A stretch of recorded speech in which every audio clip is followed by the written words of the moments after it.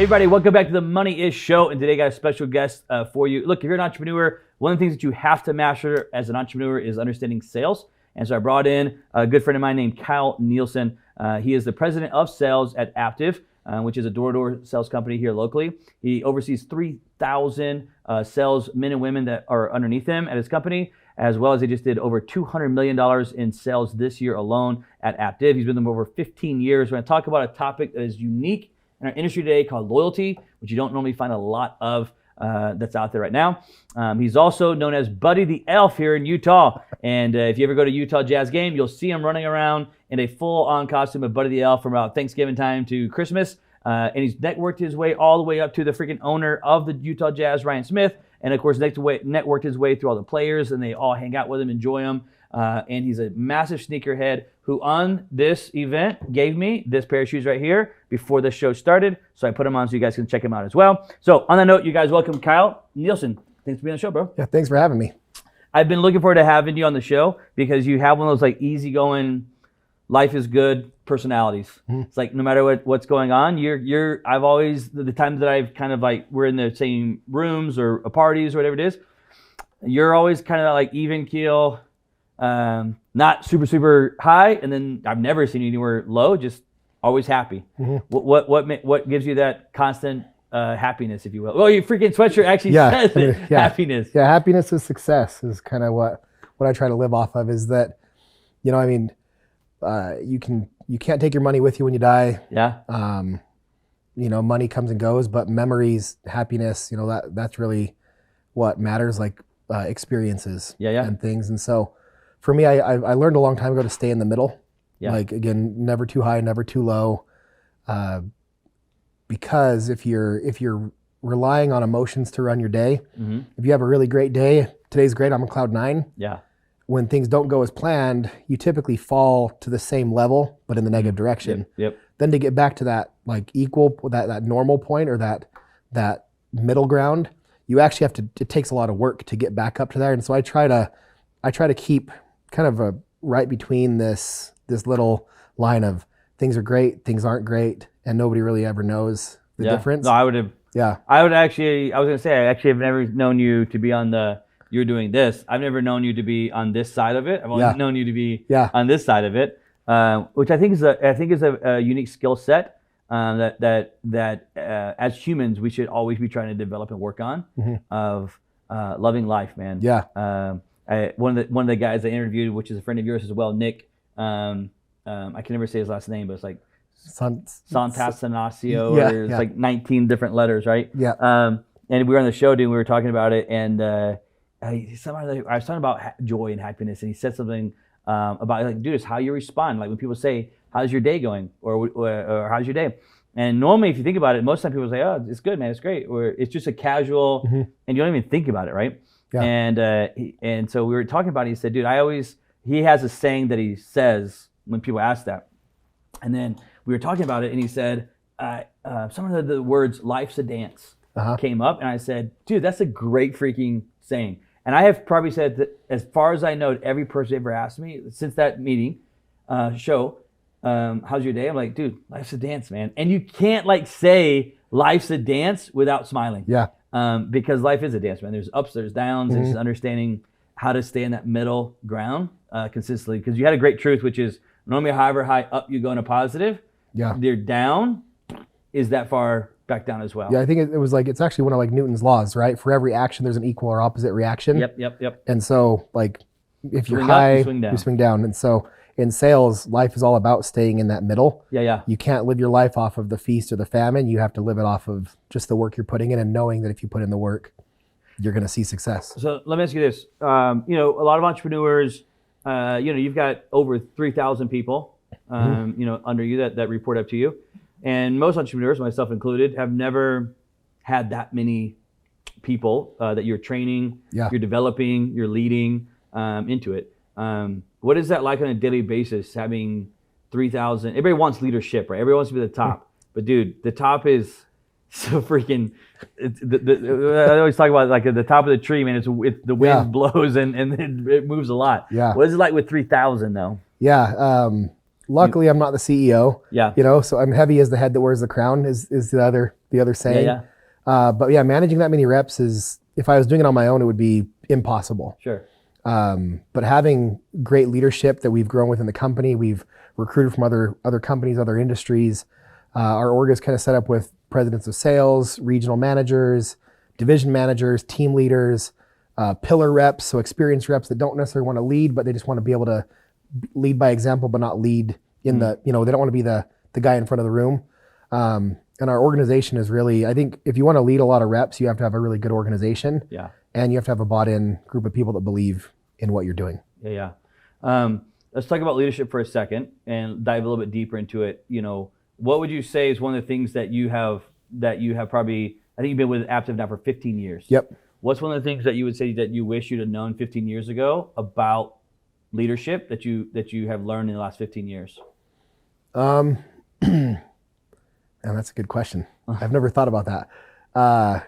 So you obviously you know not a lot now about leadership. Yep. And now probably so many things just come natural to you that you didn't think about them. Yeah. It's just leadership now. But back 15 I think years ago, it wasn't. early leadership, like even going back to my rookie year as a leader, I coddled my sales force and workforce too much. Oh, okay. Like I'd get a call back. I mean, we all use iPads now and stuff. Like technology's been awesome.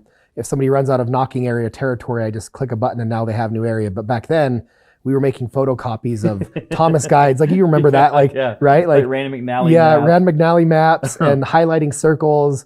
And then we had our clipboard full of agreements and contracts. I'd get a call. I'd get a call from a rep and, hey, I left my clipboard at home. We're an hour, 2 hours out. Okay, well, I have an extra in my trunk. I'll give it to you. Yeah. Versus saying, hey, catch an Uber, go home and get it. You want to eat? Go hunt. Like you want to succeed, bring the right tools. And so my team that first year loved me. And my reps, I think I'd like to think that my reps and the people I work with still love me now, but with better leadership. But back then I thought that for my reps to love me and to like working with me, I had to do everything for them, like lead them and walk beside them. And my reps loved me, but their performance was so low because they didn't have to figure out things themselves. Like if you can't, and I learned this after my first year, and I haven't really thought about it since you asked. So honestly, this is a good reminder. I like the answer too. It was, if people, like how do you expect a sales rep to go help other people if they can't help themselves? Right. And so my first year, I helped them all day long. And that was how I was raised. My first few years in the company, I was on the operations side. So I was helping the technicians and I was managing the technician group. And in that side, I did have to go help a lot. Hey, I left chemicals, or I ran out of chemicals, or I lost my Webster duster pole thing, or I don't have my personal protection equipment, my goggles, or my gloves. I'll be right there. Or hey, go to Home Depot and I'll reimburse you. A lot of that was a lot of hands-on leadership. But when it came to sales, it didn't apply, because when you're hourly and you're getting paid hourly as an hourly, technician or employee, that's different than commission. Like they're not getting paid unless they're selling, making sales, closing deals, helping people. And so at the end of my summer, I looked back and it was my whole group was like, Kyle was awesome. He's a great leader. Love working with him, but they all sold really low. Yeah. A lot of them didn't come back. A lot of them were like, yeah, this was great. I made okay money, but it's not something I want to do. The next year I learned from some of the more successful leaders, picked their brains, and they're like, Kyle, if one of my reps forgets their clipboard at home, I make them go get it themselves. Yeah. I make them, drive to me and get it. I don't drive to them. Right. If a rep wants to train with me, they can knock with me in the morning or they can knock with me through lunch, but I'm not going to go out and knock with a rep during prime time at night when we're both going to catch more people home, both working by ourselves. Yeah. It's like, he was like, these people have to want it. Yeah. And so that kind of goes back to, if people can't help them, how do you expect them to help other people if they can't help themselves? And so. Yeah, I like that. As a leader, when you first start, there's too much coddling. Yeah, and that's a good word. Yeah, because you're really trying to help, and you think you're doing the right thing. Yeah. At that moment, like okay, well here I'll you stay out there. I'm gonna go get your clipboard. I'll bring it out to you. Yeah. Because the leader, you're thinking, okay, well, I need the production to stay. I need it to keep growing. So I'll be kind of the fixer of all the different problems that we're going to face every day. I'll be the one that's like playing safety, if you will, and fixing everything. And in reality, it's very true. You end up coddling them, and then it's hard for them to grow and develop into their own leaders. In reality, I wasn't leading by example because I was spending all day driving to other people and helping them. If I wasn't putting up sales numbers, like historically, my teams were doing, my rookies were doing about a third to like a little over a third of what I would do on a daily basis. If I sold 5, they'd sell 2, type of thing. And so if I was spending all day running errands and helping people, if I didn't come out home at the end of the day with deals closed, with contracts, with numbers up on the number board, like it just didn't work. And so I performed well once I realized that. And it's not about saying, like, it's not about being a jerk. If someone wants training or needs help, you don't say no. Right. You say, not now, let's train tonight. Yeah. Not now, it's the middle of the day, let's train tonight, or let's train in the morning, or let's train, it's not right now, let's do it here. And the biggest thing in leadership is leading by example. Like that's what I've learned over the years, is that even though nowadays I'm not out on the doors putting up numbers all day, like my reps know that I've done that, I've been there and done that. And they, you're back when you were in sales and your heyday, people that you were leading knew that you were doing it. Yeah. And because they know that you've been there, done that, they know that you're not asking them to do anything that you wouldn't do if it came down to it. Like if I got fired tomorrow or everything shut down except for door-to-door sales and I had to go back to knocking, like I would go back and do it. Yeah. Like I wouldn't be afraid to go out there and make my living knocking doors, selling something. I need to just make a personal note to myself, because I haven't thought about this for a while, that I'm probably coddling my team too much right currently. So I'm going to bring hellfire and damnation tomorrow. And I'm going to, when they ask me, I tell them Kyle said, no coddling, hellfire, damnation only. Okay, awesome. Into it. Just leave my phone number on the desk too. We when you now look at leadership, right? And that's kind of taking the viewpoint from back then. If we look at leadership now, what do you think? What are your best traits or abilities is as a leader? Different leaders have different, they're all mixed, but they have different ones that are stronger for them. What would you say your best quality is or trait as a leader is right now, 15 years into it? My people know that I'm loyal to them. Loyal. I'm loyal to them. It goes both ways. Goes both ways. Your owners and CEOs, which you have an equity share in as well, but you're CEOs and owners, but then you're also loyal to the team below you, the sales guys. Yep. Okay. I'm loyal to them, and they're loyal back. And then coddling is different than like servant leadership. Yeah. Right. Like I've learned over the years that I'm very big in servant leadership, where I'm not doing everything for them, but I'm doing a lot of things to facilitate their success. I'm doing the things they can't and helping them do the things they can alongside of them. But that's very different than coddling and babying them. They deserve to still get scraped. We all deserve to fall down and get scraped, banged up a little bit, and we learn along the way. Yeah.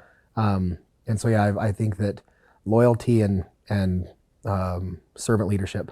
Let's talk about loyalty for a second, because to me it's one of those things that I was talking about in the intro, that loyalty is one of the things that, especially in the day and age we live in, I mean, right now we're kind of in the great resignation, I think is what they call it right now. Yeah. Happening. 15 years at a company in today's market is a lot. Yeah. Back in the day, it was very common for, probably my parents, your parents, to work 30 years at one company and do it every single day. Now it's like super rare for the most part. Everybody's trying to go to the next company. They're trying to work through the corporate ladder, if you will. Yeah. Where did the loyalty come from you? Was it something that was ingrained as a kid, or where did it come from? Yeah, I mean, my dad, my grandparents, my grandpa, especially on my mom's side, was just a very loyal person. Talked, once you find your people, stick with them. My dad worked for a bunch of years at a company, became friends with all the company owners' kids. Like they were like a family. But really for me, when I found this ownership group, Vess, the CEO, Dave, the founder, and I got to know them as people, they were just people that I wanted to stick with. It was success followed them. They had qualities and traits that I wanted to be like and be more like. They emulated kind of lots of traits and things that I looked up to. And so I told myself, I'm going to ride this wave till it crashes, and, dropped out of my film school pursuit, and I wanted to become a film director and take Hollywood by storm and all that fun stuff. So dropped out of that, pivoted away from that. And here I am 15 years later, still on the surfboard, riding with them, We talked about you talk about loyalty. Earlier today, we were talking, and you said a statement that I've never heard before. I thought, dude, that's a brilliant mindset. And you said a mindset you live by, which you said, you've been recruited by every freaking door-to-door company out there repeatedly, and you just, without naming names, you block people's phones, and these are massive offers coming in. This isn't like, hey, come over here and I'll give you $5,000. This is like massive opportunities, and you don't even take them. You don't even freaking go pursue them. You don't even go down the road of them. But you made a statement earlier in my office. You said the grass is always greener where I'm feeding the grass around me. Yeah. Okay. Yeah, the grass is greenest where I'm watering it. Where you're watering it. So say how you said it in there. I think the grass is greenest where I'm watering it. The grass is greenest where I'm watering it. And the saying originally is like the grass is greener on the other side. On the other side, yeah. But really the grass isn't greener there. For all you know, it's artificial turf or it's spray painted. Like you don't know what they're doing to keep it looking so green. Yeah. But I know how I've cut it. I know what water I'm putting on. I know the fertilizer. Like I'm in control of keeping my grass green. And so for me, it's find a patch of grass that is growing well, or find a patch of turf that you can grow, and be the caretaker of that patch. You're able to water it and keep it green. Yeah, there's a lot of truth inside of that, man. And I've never heard that statement. I've always heard the grass is always greener, grass always looks green on the other side. But you're right, dude. It's like, and I think it's part of that mindset of also it keeps you like right in the middle flow of like, yeah, I could go, there's this huge opportunity over here, but there's also companies that crash and burn and are dissolved the next year. And I'm just going to focus on where I'm at and the grass the rest around me, and I'm going to grow myself, which is it's a mindset, but it's also a discipline, I think, that's there in your life that you have found, which I think is what's also brought you part of the success that's there.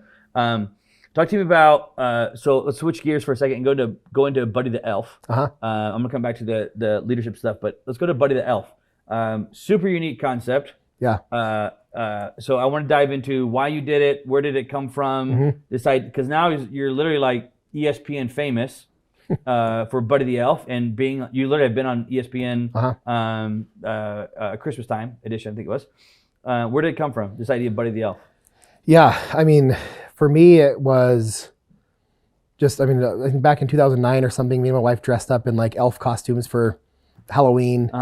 And kept the costume around, wore it for like a Sub for Santa charity event. We were going out shopping at Target, Walmart, and I just would hear people's reactions and see people pointing, and just saw that without me even interacting with people, them just seeing an elf, Buddy the Elf, wandering around the store or wandering through the parking lot or wandering through a neighborhood asking for donations, just people smiled, people brightened up. Like kids would stop crying, and like, for me, as beautiful and as awesome as the holiday season is for a lot of people, for some people it isn't, and for everyone who's it's beautiful for, it's also stressful. There's traffic, there's snow driving, there's accidents, there's Christmas bonuses that didn't show up, there's heartache, heartbreak, losses, illnesses, and so you don't ever know what someone else is carrying. And that's one thing that I love about sales, is you never know what's behind the door, and like you have to connect with people. And so with this, it was kind of my way of giving back. I started wearing it to every charity event we do at Aptive at my company, and I'd start wearing it around my neighborhood. Like I would put it on just to shovel mine in my neighbors' driveways.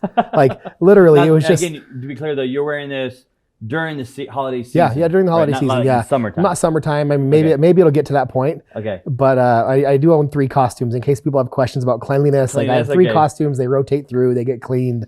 So it's not just the same costume getting worn for a solid 20 days. Yeah, I mean, look, the thing about it is, like I said backstage, is like, if you see Buddy the Elf anywhere from Thanksgiving to freaking Christmas, you're going to smile. Like it's just a fun, easygoing, and it's harmless. Yeah, it's like there's no bad angle to it. It's Buddy the Elf. Like I know there's some people that are against like Santa Claus, which is one thing. Okay, if you want to be against Santa Claus, fine, right?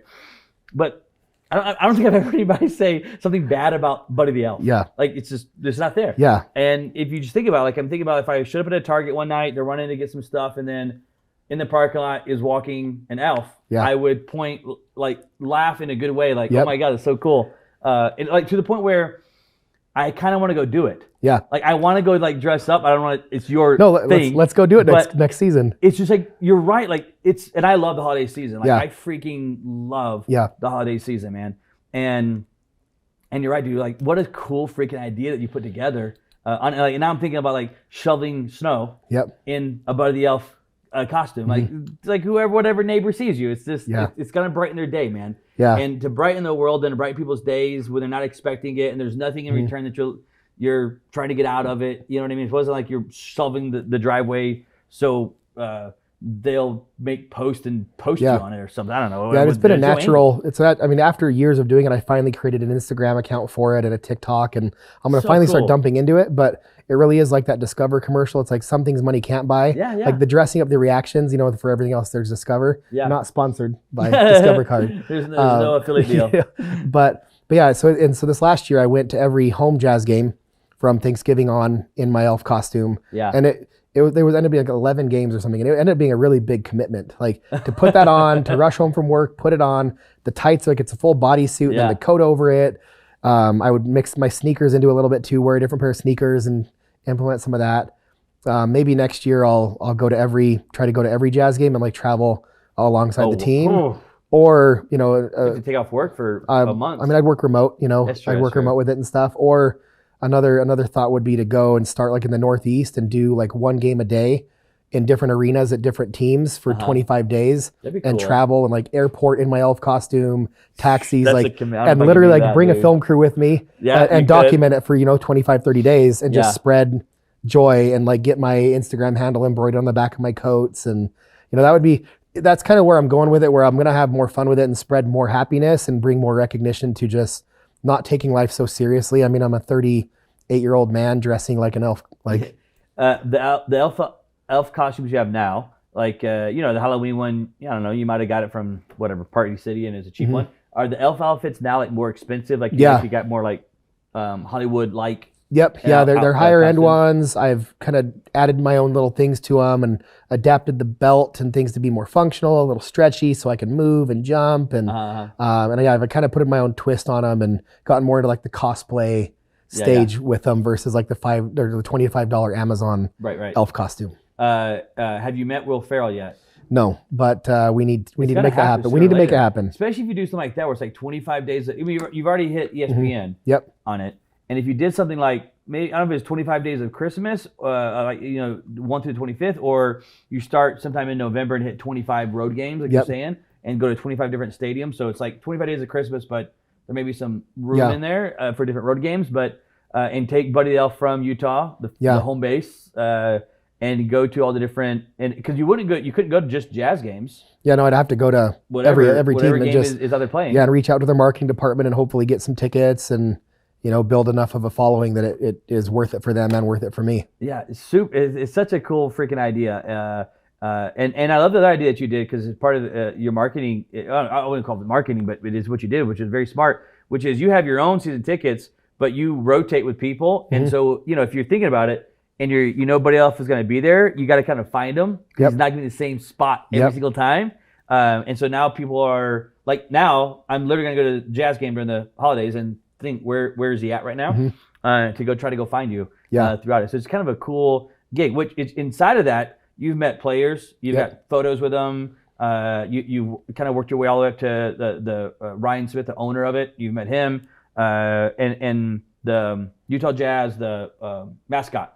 Is kind of how it started. He reached out to you to do a video or something. Yeah, we did a video where we both dressed up in elf costumes. He got an elf costume made.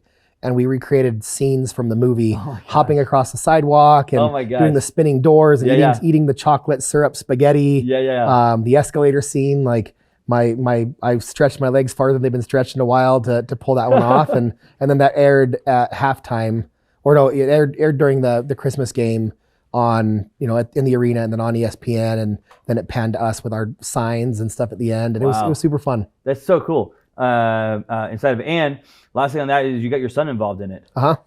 Was your son the first time this year? So I bought my son a little like pajama set and we went to the game together and he stole the show. It was super fun, super cute. All right, let's shift gears and talk about a piece of that probably a lot of people, myself included, did not know about you.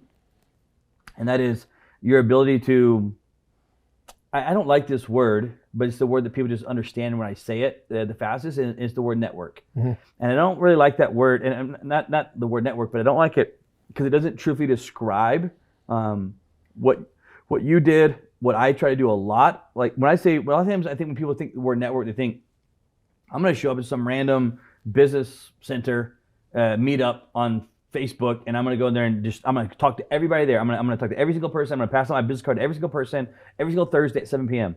And I have never done that one time in my life. Yeah. And I have no intention to go do that. Yeah. It's like networking with purpose. I don't know. I need to find a word that describes exactly what you did, which was you kind of, again, I'm going to use the word network into the basketball industry as a guy that gets players what they need or want, without being like a leech or a bum where they feel like, oh, I got to pay you a bunch of money and I got to do this stuff for you. So let's break it down and kind of tell the story about it, of how you kind of, because right now, like most people would never know this, but in your phone, if we put out your phone, you have Donovan Mitchell's cell phone, Clarkson's cell phone, probably the majority of Jazz players. Yeah, a good chunk of Jazz, Lakers, Celtics, Sixers. Basketball players, which is insane. Like you actually have their cell phone number, and they hit you up when they want different things or need different things. That they're like, "Hey, Kyle can go get this for us. Let's see if Kyle has access to it." Okay, so tell us how it started. It's such a cool thing. Yeah, so it started. We had Donovan Mitchell show up to like a charity event. Came and shot some 3-pointer shots for charity for us. His rookie year. With Active. Yeah, with Active. Okay. He made like 75 out of 100. Shots, and we donated $250 per shot to like an organization we work with, Nothing But Nets.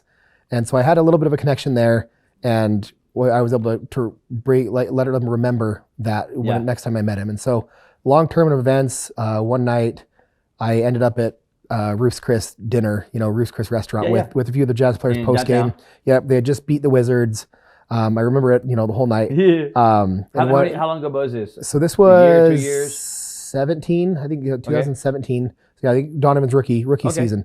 17 January 2017, and he one of the players barbers and like childhood friends was in town, and I had linked up with him through Instagram and DM and kind of networked a little bit there back and forth, and he's the one that actually invited me to come to dinner. And so I slid in, and the barber did. Yeah, the barber. So I walked in, they say they're in the back room. Go sit down, and it's me, the barber, and like 5 players. Yeah, and they're watching from the Jazz. Yeah, from the Jazz. They're watching post game stuff. We're talking. They're eating, and I start talking a little bit about sneakers. I'm like, "Hey, Donovan, like, thanks for coming and doing the charity event for us when you first got into town." He was like, "Oh, that's where I remember you from." And you got to bridge gaps. Like, yes. You have to be able to especially when bring they're that connections. Popular because they see people every single day. Yeah, exactly. And so reminded him of that, and then talked for a little bit, and I knew that I didn't want to just sit there the whole time and just like soak it as much as I wanted to like be there and just be there forever.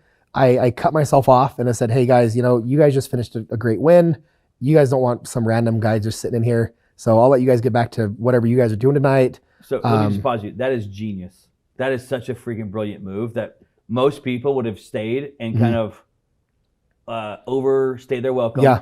Without not being rude or, whatever, but they would have kind of overstayed. It's like, hey, there's 5 players here. Yeah. And we're kind of doing the post-games type stuff. Yeah. And because most people, I totally get it. They were going to savor the moment of being there. And then there's like, oh, is there an after party that is there something else we're going to go do?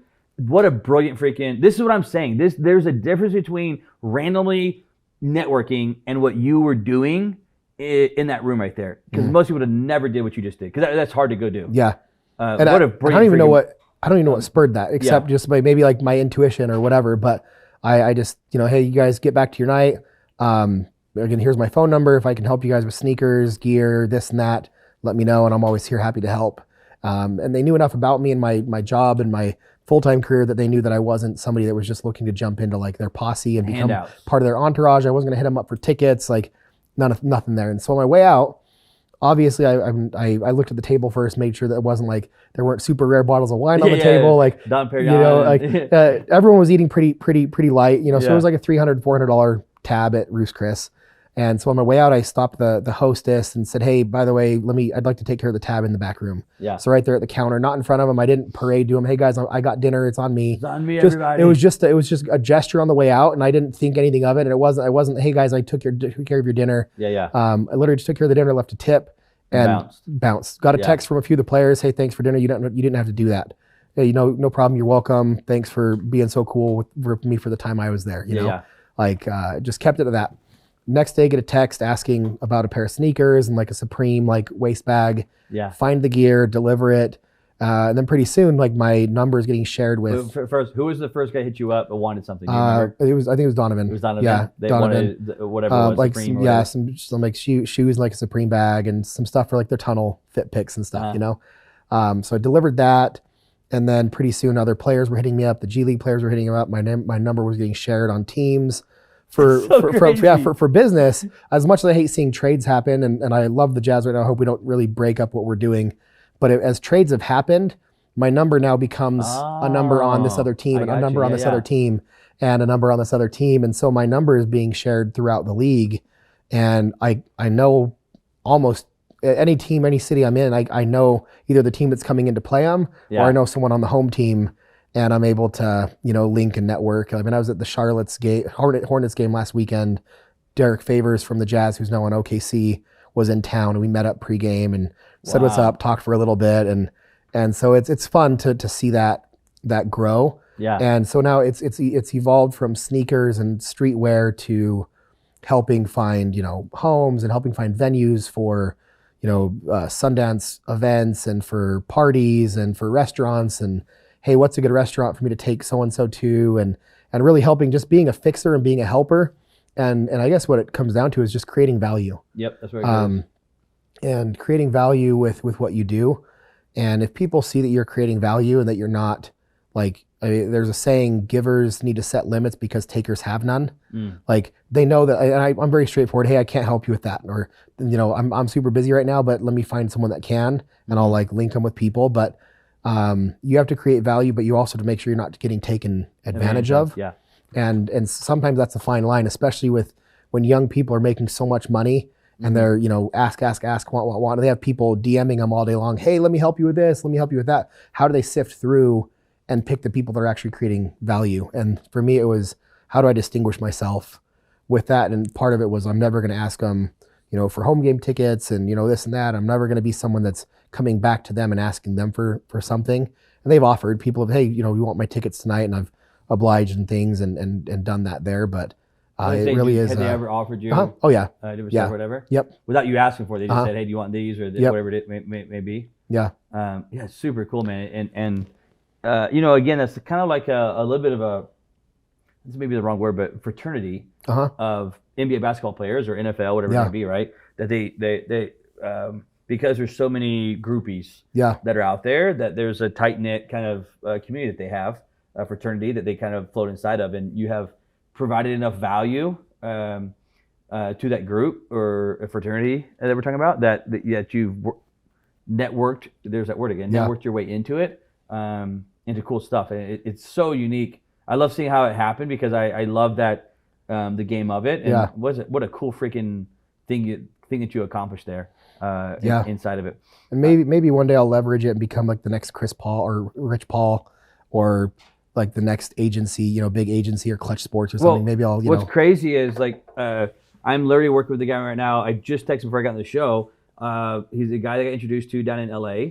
And I was trying to book some super high-end speakers and talent. And when I called him, I got introduced to him. When I called him or whatever, he's like, hey, look, he's like, I'm not an agent, man. He's like, I'm not your typical like speaker booking agent. He's like, I don't have some booking agency that you're going through. He's like, I'm more or less the Ray Donovan of LA. Yeah. And he's like, I don't do crimes and murders, but he's like, if there's a celebrity or a athlete that is coming to LA that wants something, that needs something, they can't get it. He's like, I'm the guy they call. So he's like, if you want a speaker, he's like, it's just, I can go directly to them versus I got to go through, I'm not going to go to a booking agency. He's like, I'm just going to go text them for you and see if they're even interested in the concept. But they'll text me because I do so much value Yeah. for them that they know who I am, and so I can text them right now and tell you if they can do it or not. And I thought, and we left the meeting earlier today, and I'm like, dude, this guy is literally making a living. Like, we're gonna probably pay this guy 25 grand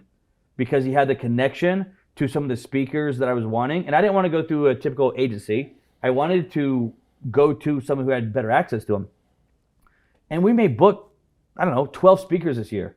And we're going to be paying this guy 25 grand per each speaker, basically, of what he's established right now. And so you were kind of going through, what you got going on. Obviously, it's in the beginning stages of it, but dude, it really could turn into some serious stuff. Play it out right and keep doing what you're doing. It could turn into a type of an agency. You could be the Ray Donovan of Utah, like he is in LA. Literally, I was on the phone with him.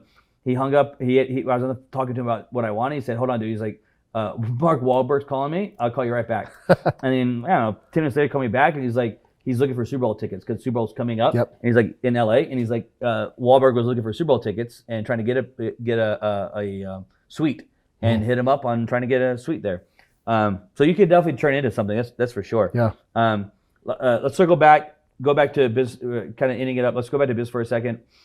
Guys that are entrepreneurs that are starting out right now that are wanting to get going. I always say that every entrepreneur has to understand sales. Like, if you're in business, you have to understand sales. Like, I don't know what to tell you. Like, if you don't want to know sales, you can go work for a company and you have nothing to do with sales. That's perfectly fine.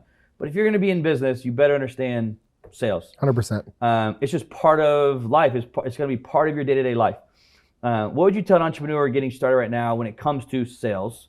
What's some advice you could give them when it comes to sales and what they should kind of look at or learn or want to grow into when it comes to sales?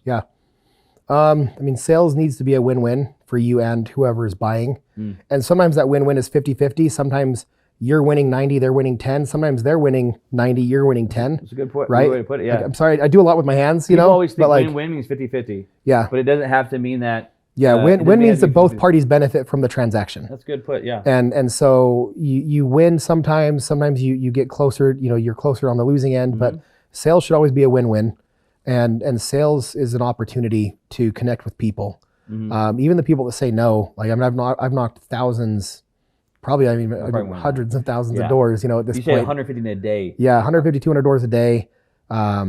Across like 10 years on the doors of knocking. 105 days, it's been a lot. It's a lot, but math. But I've talked to hundreds of thousands of people over my years of knocking doors, and even the people that say no, I try to leave that door and that person ready for the next person. Like, it's never good to burn a bridge. So like, getting into sales, even the people that say no or they're not interested, follow up, shoot them a thank you text or a thank you message or a LinkedIn message. Keep in touch. And that's, I think, one of my superpowers is that I just have this ability to keep in touch with people and stay relevant and stay on the top of their mind years down the road and stay connected through, I mean, social media has made it way easier to likes, shares, posts, comments, and none of it, looking back, was ever really intentional. But looking back, I've had people that when I've circled back, hey, I didn't want to work for you 2 years ago, but I'm in the market now, and they're messaging me now saying, can I work for you? And so getting into sales is it has to be a win-win. The second you're chasing the money over the win, you're never going to find it. And I we can talk on money and stuff for a little bit if we want to and stuff if there's time. But the people that I've noticed especially in my industry, very money, flashy cars, just fancy stuff, big homes. Like, it's all about the image is all about that lifestyle. But the people that I've seen that are chasing the money either rarely find it, or they spend their whole career jumping from company to company looking for it. Or had they stayed planted somewhere along that road, they would have flourished with the company, and it would have been life-changing for them. And so for me, I guess I don't want to give away my money as yet. So we'll come up next. We'll go back to it.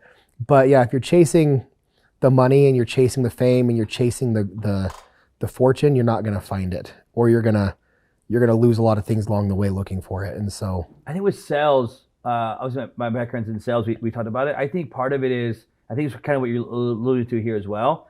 But I think it's what made I'm going to say this. What made me great at sales was I was in love with the process more than the profit. Yep. I was in love with dissecting what I wore. What my fingernails were, what my breath was, to the anything I could think of.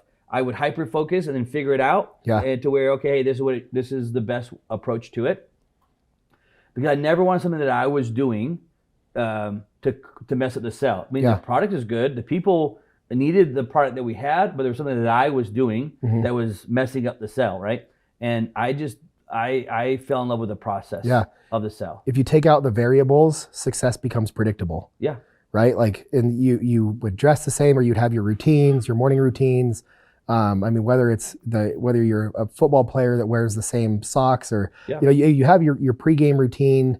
You're out there in the day, your sales calls, you do the same things, eat the same type of lunch, wear the same cologne, right? Like it's all like, so much of it is ritualistic, but it's less ritualistic when you look at it from the science. It's habitualistic, I guess that's would be the word. And so because of you're sticking to your routine, you're leaving less to chance. You're leaving less to throw you off. And so when those objections and things do come, it might shake you for a second, but you resolve, you ace, you close, you move on. And so by focusing on those little things, there was a restaurant up in Rexburg back in my recruiting heyday called Frontier Pies. Okay. No longer around. I think they turned into like apartment complex now. But up at Frontier Pies, walking out, there was a sign that said "Small things done exceptionally well." And wow, I like that. And that was and that to me was, we did a lot of recruiting meetings up there in our early stages. We didn't have an office up there, so we'd invite people in, eat some pie, eat a burger, talk about summer sales. And so for me, my process always been, do the small things exceptionally well. And that's, from what you said, that sounds like that was something you focused on small things as well. Yeah. Because it was all the small things that led to everybody looks at the sales, and from your guys' standpoint, let's say everybody looks at the sales and says, oh, I want to make $500,000 this summer doing door-to-door with Active, right?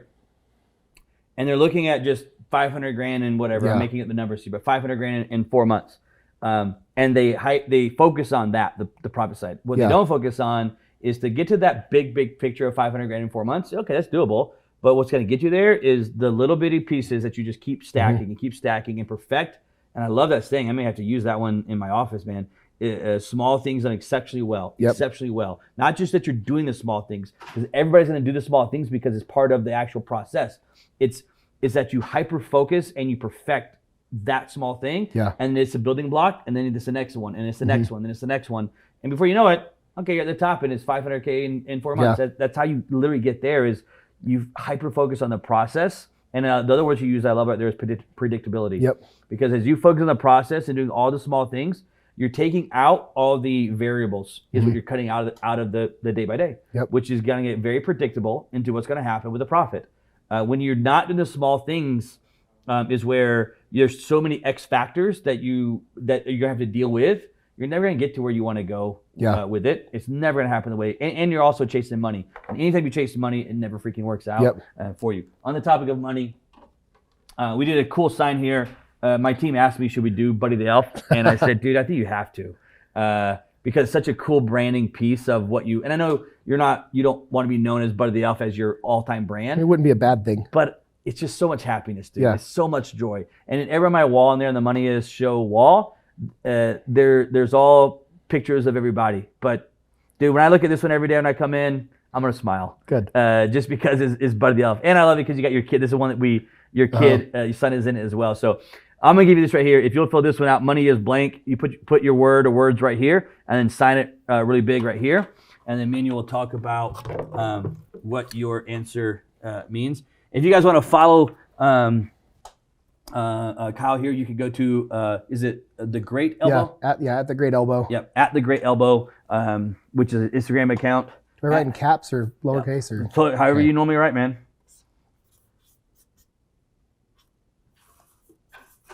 Here we go. Kyle Nielsen, Buddy the Elf. Yeah, I was about to say, man, you should at least put that on there. All right, Kyle's answer, president of sales at Aptiv, says money is a byproduct. Money is a byproduct. That's coming directly from Buddy the Elf here. So money is a byproduct. What does that mean to you when you say money is a byproduct? Yeah, to kind of go after what we were talking about earlier, if you're chasing money, if money's the number one motivator, Yeah. and I'm not saying that can't be for like a season. If you're saving up for a house or you have life goals that require capital or funding, like that can be a motivator for the short term, but the long game can't just be money. Like your reason of why, when I look at why I do my job or why you do your job, money shouldn't be at the top. Right. Money is on the list. It's on there somewhere, whether it's 3, 4, 5, 6 down the list of why we do our jobs. It can't be the number one driver. And so for me, money is a byproduct, meaning money is what you get for a job well done, a project well finished, a person well served, a sales rep well trained, a job not quit, not quitted. Not quitting. Not quit, unquitted. Yeah. And so money, if you're doing what you're supposed to do and you're serving people, you're creating value, you're looking to put smiles on people's faces and make the world better with your product, with your offering, with you as a person, I really believe that you're going to look back and find that you had everything you ever needed, and money's going to be on that list, included in that list of things. I love it, man, because again, there's no way you can chase money and it never work out for you. And it's very true. Money is a byproduct. And I'm just thinking about in your own life, we could go through all the phases of it, but getting with the company, staying with the company, being loyal, a byproduct of doing that is going to be money. Yep. Putting 15 years in and solving problems. It's not just putting 15 years in. It's putting 15 years in and solving problems. And the bigger problems you can solve, the more that you can grow, the more leadership you get into, the more management you get into. And as you solve more and more problems, the byproduct is going to be money, and it's going to be more and more and more money, because only so many people can solve bigger problems, right? Like I cannot solve the problem of playing basketball at the Utah Jazz. Like I can't solve that problem. I'm 5'9", and my dating profile said 5'11", but I'm not going to talk about that right now. And it's not on my. I can't do that piece of it. But finding where I can add value. Again, it's like going to that dinner and just slowly, consistently adding value. A byproduct is going to be money. And that is just an example of that side, the sneakers and all that stuff. The byproduct is relationships. The byproduct is tickets to games when they offer it and so forth. But money is always a byproduct. And when you focus on the process, what you will get is a byproduct, which is in this case example, money. I'll give you one. I study Nick Saban, so I'm a huge Alabama fan. And when I say I'm a huge Alabama fan, what I'm really saying, so that people are clear, I'm a huge Nick Saban fan. Okay. And Nick Saban's whole thing is trust the process. He just pounds at his players' heads. Trust the process. And because when you fall in love with the process and you hyper focus on the process, again, it goes back to you can create predictability, and that predictability is going to be success. And if you look at the reason I love Nick Saban is it's one thing to be able to win a national championship as a college football coach. It is a total other concept to year after year after year after year, you're at it. At it. This year we lost it, but they were at it again. They were right back. It's not like he goes like 2 years and it's like 5-8 years of not even getting in it. No, dude, they're always in the talk of the national championship. Every freaking year that he's coaching, they're either in it or they lost the game right before it, but they're always freaking in it. And it's because, again, it goes back to why. He falls in love with the process. He makes his players buy into the process. They focus on the process. And a byproduct, there's that word that you were using for money, a byproduct is the championship success every freaking time. And money's the byproduct. Success is a byproduct.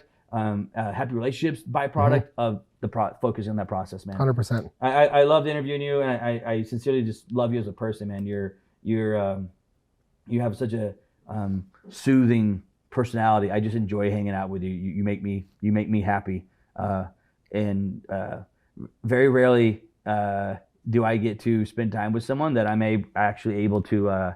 What's the word I'm looking for? Leech off of. Maybe that's the right word. Like, you know what I mean?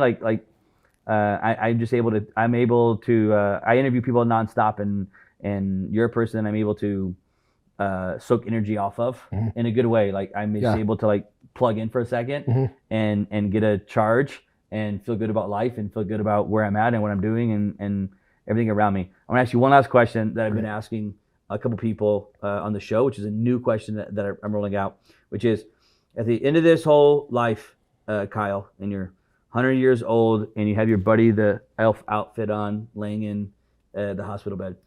If you could define one word that you would want not just your wife and kids and family to know you, but like anybody that's ever met you, what would be the one word you would want people to know about you that represents you as a person?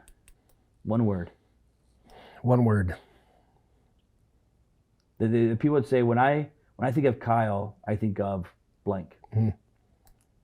Relentlessly happy. Relentlessly happy. Yep. Yeah. Hyphen, so it's one word. Yeah. No. I get it. Yeah, just happy. Put it in quotation marks. Yeah. But it's not just happiness. I get it. You're saying just relentlessly. Yeah. Just day in, day out, every morning, every night, relentlessly happy or happiness. Yeah. Yeah. That's a good word, man. It's a good word to be known by with everybody around you. So I love having the show, man. Kyle, I appreciate so much you coming in, and I look forward to some more $1,000 dinners and some more Buddy the Elf's sightseeings when you pop out. And maybe next year, it'd be tough for me to probably do it, but maybe one outing I might go with you. Yeah, let's go. Let's get you suited up and go to a jazz game in costume. I don't know if I go to a jazz game because I don't want to like take any of your thing. But you could be a reindeer. You could be, we could have some fun with it. Maybe just around town or something like to a party or I don't know. Maybe just go give away a bunch of stuff someday. I don't know, man. It just puts a smile on your face. I think about Buddy the Elf, man, and I want to try it next year. Let's do it. Just one time. Let's go out somewhere. Not the jazz game. I want to go there, but somewhere we can go do something. Let's do it. We'll figure it out. See it, man. It'd be fun. Because I just want to see the people's reactions. I love making people that happy. Yep. I love watching that and bringing joy, and I love the holiday season, and I think I would get more joy out of it than probably the other people would. But I like to do it, man. So again, hey, you guys watching the Money Is Show. Hope you guys enjoyed this episode with Kyle Nielsen of the Great Elbow on Instagram. You guys can also follow him on the Utah Jazz game every single night. He'll be out there. We'll see you next time on the Money Is Show.